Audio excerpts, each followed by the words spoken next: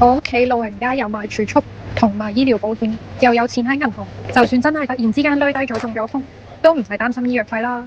其實好多人都有呢個誤區，問題唔係有冇錢，而係出事嗰一刻，身為屋企人嘅你到底攞唔攞到錢啊？你諗下，萬一屋企老人家不幸嚴重腦退化、昏迷或者失去意識，佢自己名都簽唔到，又講唔到嘢，你作為子女去銀行提款或者去處理佢嘅資產程序係非常複雜，分分鐘要搞幾個月甚至半年以上啊！但係醫院嘅手術費、私人看護每個月嘅療養費，你係要即刻俾錢㗎，等唔到你處理完手續。所以我成日同客人講，做理財最重要係預先安排好後備方案啦。依家最新嘅保險架構入邊已經 set up 咗一個無行為能力選項，只要預先指定好信任嘅屋企人，萬一將來不幸失去行為能力，屋企人可以免去複雜程序，直接提取指定嘅賠償金或者退保價值應交。理財唔止係睇回報，喺緊要關頭確保屋企人即時拎到救命錢同樣重要啊！想知道你依家張單有冇呢個功能？歡迎 DM 揾我傾下，覺得呢個 information 幫到你，記得 like、follow 同 share 俾身邊朋友仔啦〜